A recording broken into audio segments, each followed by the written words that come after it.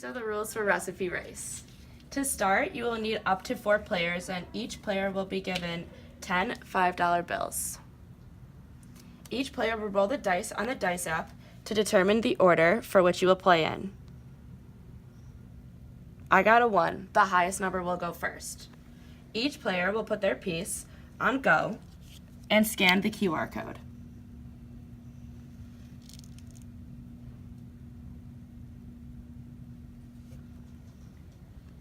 Go through the flashcards once before beginning the game. The goal of the game is to collect all 4 ingredients needed to make a recipe. Each player can choose whether to collect ingredients for a pizza, sushi, a hamburger, or a cookie.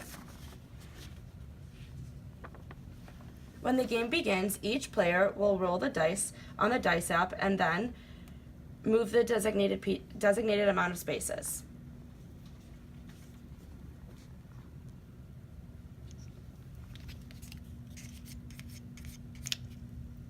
If you land on a space with a food ingredient, you can choose to purchase it. If you land on a colored space, choose a card and answer the question. What comes last? A, writing your name on the paper. B, turning in your assignment. C, answering the questions. I think that the answer is C. 18 is B. Since I answered incorrectly, I will move to jail. If I were to have answered correctly, I would have stayed on the blue space.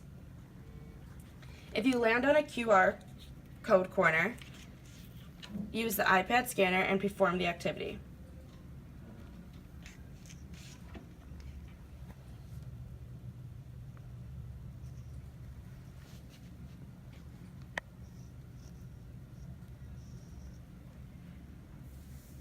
The winner is the first person to complete a recipe by collecting all 4 pieces needed to make the recipe. Check the answer key to make sure the ingredients you collected are correct.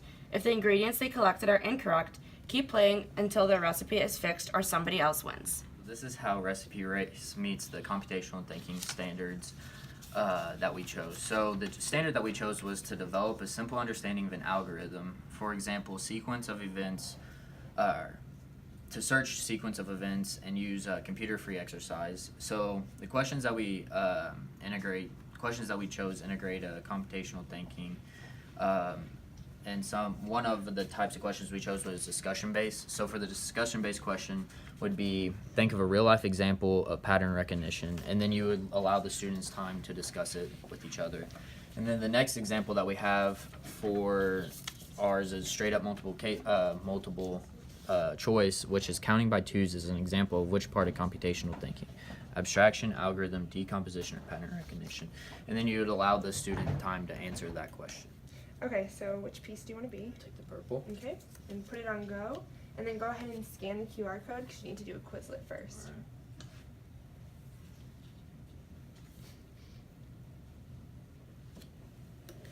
So then you're going to go through the flashcards, and once you think that you fully understand the flashcards, you'll begin. Since we've played this before, you're all right. All right. And then you need to start with 10 $5 bills. 2, 3. Okay. Thank you. And then you can go ahead and roll the dice and start. All right. 3. 1, 2, 3. So, do you want to buy the rice and give me $5 and try and make the sushi, or do you want to wait until you get to a new spot? Yeah, I'll buy the rice. Okay. And then I would just give you a little rice.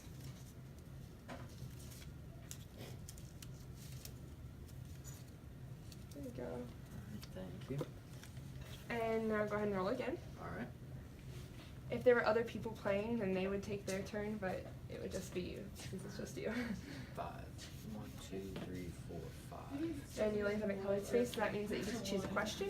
Alright, so what comes last? Making the dough, putting the pizza in the oven, putting sauce on the dough, or adding cheese? So I'm going to say B, putting the pizza in the oven. Alright, and what question is that? 16. I'm going to check the answer key. Oh, okay. 16B. Thank you. That's correct, so you get to stay there. Alright. If you had gotten the answer wrong, you'd be put in jail and you'd have to lose a turn. Alright. But you're doing really good. So now we just keep playing until he collected all the ingredients.